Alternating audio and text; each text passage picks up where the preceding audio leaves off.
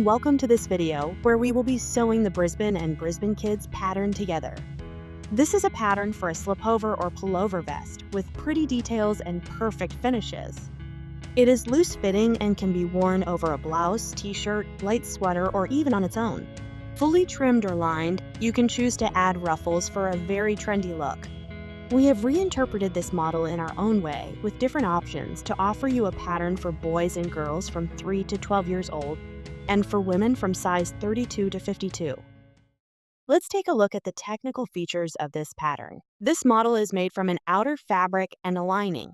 This gives the slipover a good shape, allows it to be interfaced and quilted, and even makes it reversible. The two fabrics are either assembled together on the wrong side before being turned right side out or stitched together and trimmed with bias binding. As an option, ruffles can be added to the lined version. The neckline is always finished with visible bias binding, which can be cut from the main fabric, the lining, or purchased ready-made. For the women's model, we have added two bust darts to ensure a flattering fit. The model fastens at the sides with two ties or buttons. This pattern is assembled entirely on the sewing machine, no serger required. Since the raw edges of the fabric are all enclosed in seams, it is not necessary to overcast or overlock the edges. You can still do so if your fabric frays a lot. The skill level is easy. This pattern is not very complex, but it does require a little attention to detail, especially when applying the bias binding. As usual, if you take your time and pay attention, everything will turn out fine. Let's take a look at the choice of fabrics. This pattern is designed with two fabrics, one for the outer layer and one for the lining. Both fabrics should be woven, not knitted, but almost anything can be used. It is also possible to choose a knit fabric, which can be treated like a woven fabric by interlining it, as the pattern does not require elasticity. Be careful though. If you choose to sew ruffles, opt for a fairly thin fabric that can be gathered easily. For tempered seasons, you can use poplin, seersucker, chambray, waffle jersey, linen, jersey, eyelet embroidery, or terry cloth. For winter, go for corduroy, thick or thin sweatshirt fabric, sherpa, gabardine, denim, canvas, or flannel. You can also choose to sew the slipover in a quilted fabric, or make the quilting yourself. In this case, I strongly recommend watching our technical video dedicated to this technique. You'll find lots of useful tips for your project. The closure ties are designed to be cut from the main fabric, the lining, or a contrasting fabric. Choose a thin fabric to avoid extra thickness that will be difficult to sew. You can also choose a pre-folded bias binding that matches your fabric. In this case, you will need to work with it as if the ties were cut from the main fabric. In terms of supplies, you don't need much. 4 buttons if you choose the button side option, and some woven iron-on interfacing to reinforce the buttonholes. Depending on the size, you will need a rectangle measuring 30 by 15 centimeters at most. We also need bias binding for the neckline and around the garment if you have chosen this option. We started with store-bought bias binding, but you can easily make your own using your fabric, lining, or a contrasting fabric. In this case, cut 4 centimeters wide strips from the bias of your fabric, then fold them in 4. You will need the same amount of fabric as indicated for the store-bought bias binding.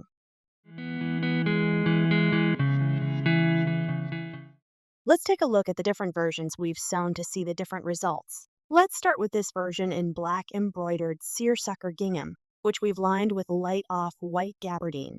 For the side closures, we decided to use ties. The bias binding on the neckline is made from the outer fabric. This is the easiest version of the pattern to make. If you are new to sewing, we strongly recommend sewing a lined version without ruffles. You can then choose to add bias binding or ruffles at a later stage.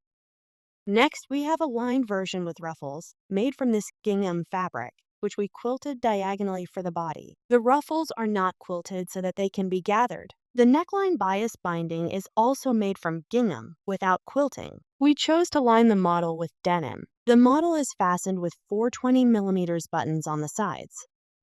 The third version is a trimmed version made from rifle paper co-canvas. The pattern is lined with denim, which we also use to make the trim, neckline bias binding, and ties.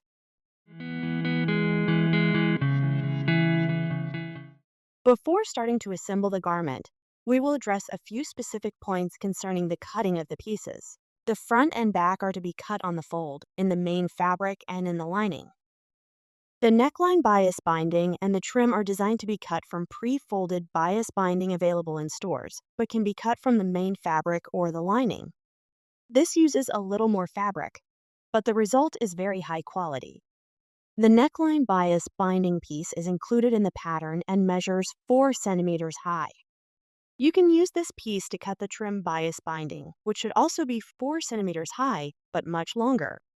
This is why we have not provided a specific piece for the trim, as it can be up to 4 meters long, which would not have been economical in terms of paper. For the ties, you can choose to cut them from the fabric or use commercially available ribbons or bias binding, which can be used in the same way as fabric. If you choose to cut the bias binding for the neckline and the trimmed version from your fabrics, you must start by cutting and preparing these bias bindings. For the children's version, you will need between 2 and 3.5 meters, and for the women's version, between 3 and 4 meters. For precise measurements, please refer to the fabric and supplies chart, but you may need to join several pieces to obtain the required length. Cutting in one piece may increase fabric consumption considerably, and for the women's version, you will need between 3 and 4 meters of bias binding, so this is not possible. We recommend that you allow a little extra bias binding, which you can then trim to size to avoid running out in the middle of your project. To make your own bias binding, you will need to draw and cut 4 centimeters wide strips on the bias of your fabric. I use a patchwork ruler to draw my lines, which is very handy as the diagonals are marked on it. You can also make your own tool by drawing a square and its diagonals. This will help you position your ruler. Once I have traced the bias binding on my fabric, I cut my strips. We will then see how to assemble them. We start by taking the two ends of the bias binding and joining them together, making sure they are aligned with the grain line. It is important that both ends are beveled in the same direction so that they can be joined correctly, like this. Place the two bias binding strips with right sides together and align the edges of the ends. Be careful, for the edges on the sides, we will shift them 1 centimeter so that they are aligned at the stitching line. Pin in place, then stitch 1 centimeter from the edge. Next, press the seam open and trim the excess seam allowances, and there you have it. Now you know how to join bias binding.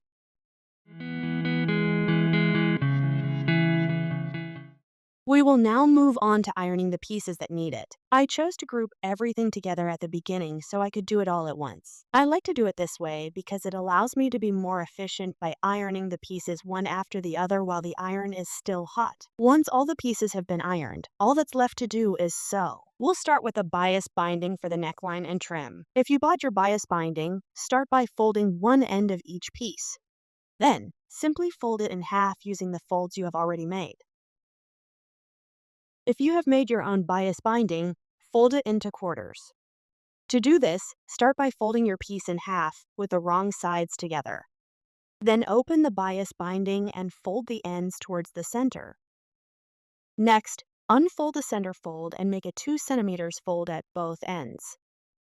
For the ties, which are cut along the grain line, make a 1 to 2 centimeters fold at one end. Repeat this step for the other 7 ties. Also fold the 4 ruffles in half with the wrong sides together. Finally, use interfacing to reinforce the buttonhole areas on the lining, following the pattern markings. This will ensure that they are strong and durable over time.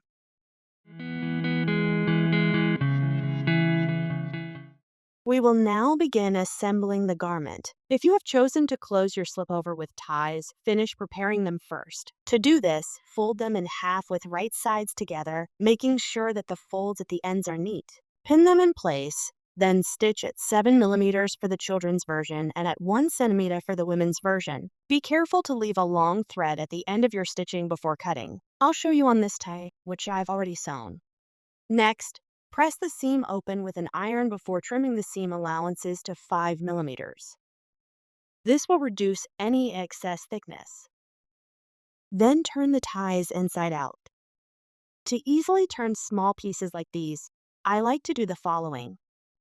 I use the thread from the seam, which I slide into the tie to turn it inside out. I use a needle through which I pass my thread and slide it into the tie. To make it easier, I pass the eye of the needle through first. Then, I gently pull on the thread to turn the tie inside out. It can be a little difficult at first, but after that, it's easy. Once the tie is turned inside out, I can cut the thread. Now carefully iron the tie, making sure that the stitching is aligned with the folds. If necessary, roll the fabric between your fingers to make it stand out, like this. There you go, my 8 ties are ready. I'll put them aside for now. Let's start assembling the garment. The first step, if you are sewing the women's pattern, is to make the bust darts. For the child's pattern, you can skip to the next chapter. Transfer the markings carefully and draw the dart on the wrong side of the garment. To do this, draw straight lines from the tip of the dart to the markings on the edges. Fold the fabric in half along the middle of the dart to align the markings at the edges. Make sure that the dart lines match up perfectly. To help me, I stitch a pin at the line and bring it out on the other side, then pin all the way along. Next, stitch along the line you have drawn. Start at the edge with a backstitch, then finish by gradually reducing the stitching until it blends into the fold of the fabric. Do not backstitch at the end of the dart to avoid creating extra thickness. To secure the seam, I leave a short length of thread and knot it 3 times to secure the dart. Then I cut the remaining threads 2 centimeters from the knot. Fold the dart downward, then pin the edges together with the dart. Next, stitch at 5 millimeters from the edge to secure the dart to the body of the garment. This will keep it in place at the edge and prevent it from moving. Repeat for the other dart, then for the lining. Place the front and back of the outer fabric with right sides together. Align the shoulder edges, pin, then stitch at 7 millimeters for the child's version and 1 centimeter for the women's version. Open the seams with an iron, then repeat the process on the lining. There you go, my 2 bodies are joined together. This chapter only applies to the lined version with ruffles. The trimmed version will be covered in another chapter. If you have chosen to add ruffles to your slipover, we will start by preparing and assembling them. Assemble the ruffle pieces to form a large circle. To do this, place the ends of 2 pieces with right sides together and stitch at 7 millimeters for the child's version and 1 centimeter for the women's version. Repeat this 3 times to form a large circle, then open the seams with an iron. Fold the large ruffle in half, with wrong sides together, and mark the fold with an iron. As this has already been done when preparing the pieces, it is easier and quicker. I only need to mark the fold at the assembly seams. Now we're going to gather the strips. To make this easier, I prefer to divide my gathers into 4 equal parts. This means that if a thread breaks, I don't have to start all over again, and I find it easier to start the gathers this way. We give you all our tips in our dedicated technical video, which I invite you to watch before you start sewing the ruffles. To create the gathers, I increase the stitch length on my sewing machine to the maximum and reduce the tension. I sew 2 lines of gathering threads, leaving a long length of thread at the beginning and end of the seams. For children, 1 seam at 5 millimeters and 1 at 1 centimeter. For women, 1 at 5 millimeters and 1 at 15 millimeters. Above all, I do not make a backstitch at the beginning or end. Once I have finished my 8 seams, I distribute and pin the gathers. Start by laying the outer fabric flat with the right side facing up. Then place the ruffle against the outer fabric with the right sides together. The seams of the ruffle should be aligned with the shoulder seams and the center front and back of the lining. Pin in place. Next, pull on the bobbin threads to begin gathering the fabric until the ruffle is the same length as the area where it will be sewn. There are 2 options for doing this. The first is to gather everything, then place the ruffle on the body and stitch everything at once. The second, which I will use, is to gather and pin 1/2, then gather the second half. For the woman version, there can be up to 5 meters of ruffles, so it takes time to gather everything. It's a bit of a long step, but it's really worth taking your time and being careful as this is what will ensure that the gathers are successful in the end. Once the gathers are the right length, I secure the gathering threads around the pins by wrapping them around them in a figure of 8. This helps to maintain the length of the ruffle and distribute the gathers more easily. I then distribute the gathers so that the volume is harmonious and uniform.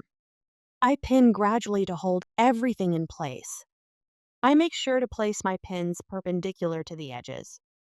This helps to distribute the gathers evenly and also makes it easier to sew over them. I continue until the entire ruffle is pinned.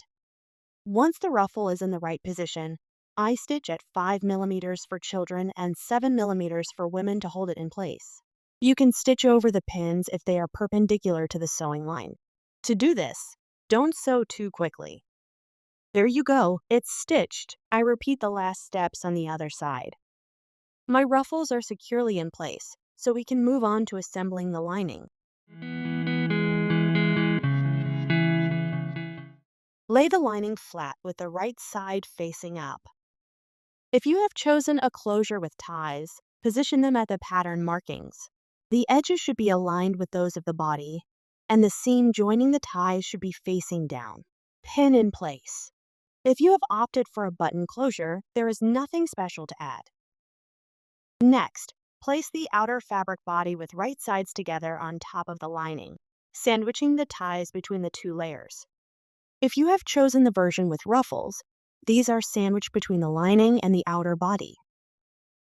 Align the edges and pin all around the garment. Stitch at 7 millimeters from the edge for the child's version and 1 centimeter for the women's version. Notch the curves. If necessary, trim the seam allowances to 5 millimeters. Turn the garment inside out through the neckline.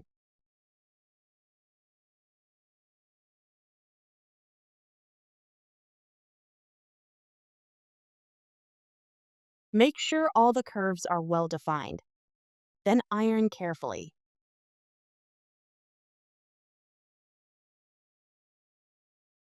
If visible, remove the gathering threads from the ruffles using a seam ripper.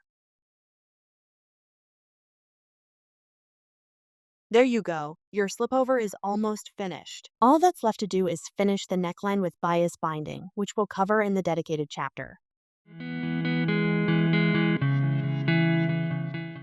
This chapter only applies to the trimmed version, which must not have ruffles. Start by placing the lining on the outer fabric with the wrong sides together. Align the edges and pin in place. Optionally, you can top stitch all around the model 5 millimeters from the edge. If you have chosen a closure with ties, place them at the pattern markings on the right side of the lining.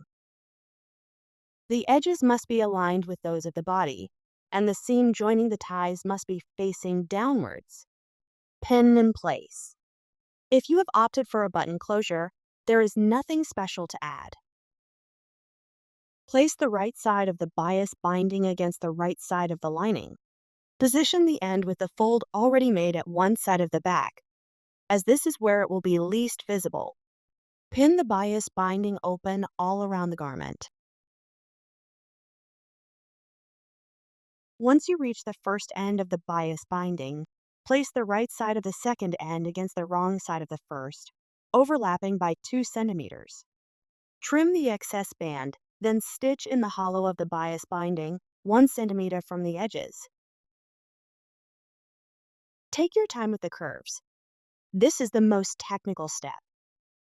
You can stretch the bias binding slightly if necessary. It will easily return to its original position afterwards.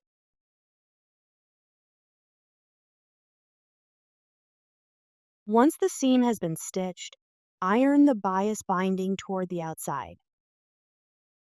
Next, still using the iron, fold the bias binding in half, straddling the edge.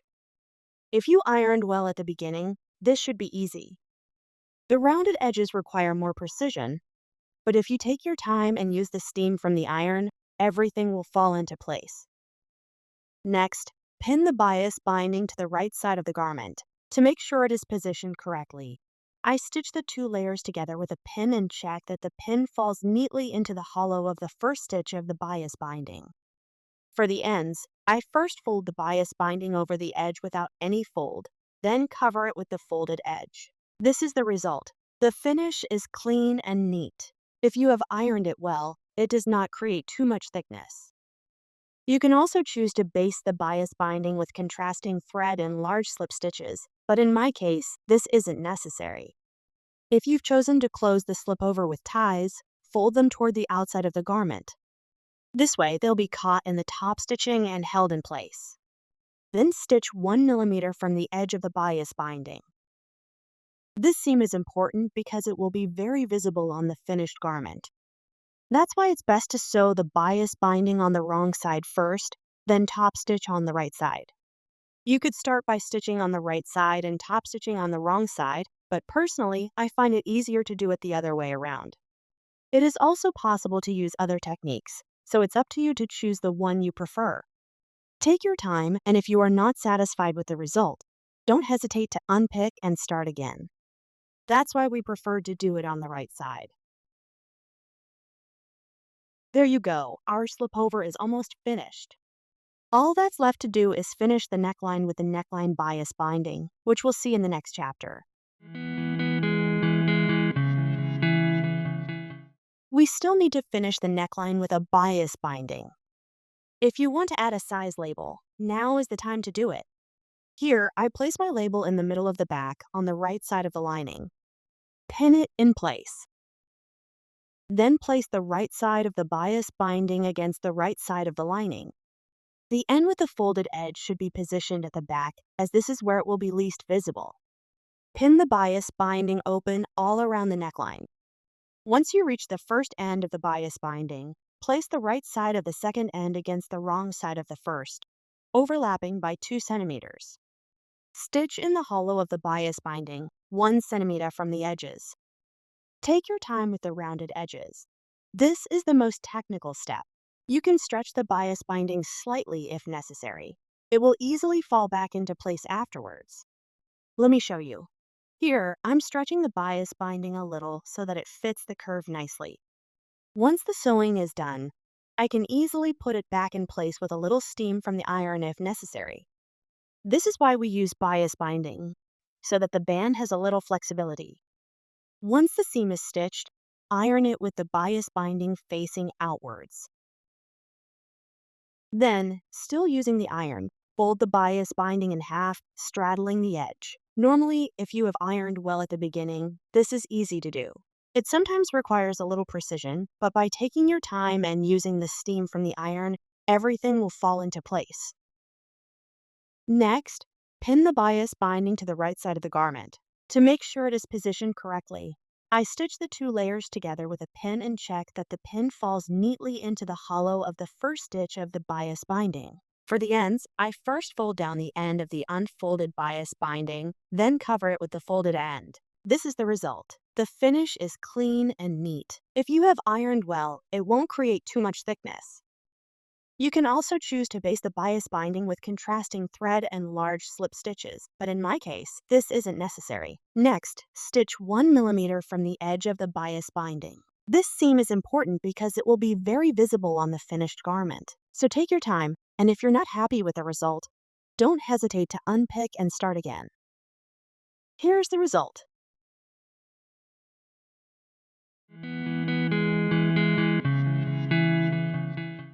If you've chosen buttons and buttonholes, it's time to embroider the buttonholes on the front, following the pattern markings. Finally, sew the buttons on the back, opposite the buttonholes. You can also sew just one button on each side or have several small buttons along the entire length. It's up to you. If you want to make a reversible version, you will need to sew buttons on both sides of the fabric, opposite each other. And there you have it. Your Brisbane slipover is finished. Here are 2 examples of possible finishes showing how different the results can be. Depending on the fabrics and options you choose, your creation will have a more feminine or more trendy style. This pattern offers many possibilities, so you won't get bored making it. If you like this video, don't hesitate to like and subscribe to our channel. We can't wait to see your versions, so head over to Instagram with the hashtag #IkatBrisbane. See you soon at Iketi.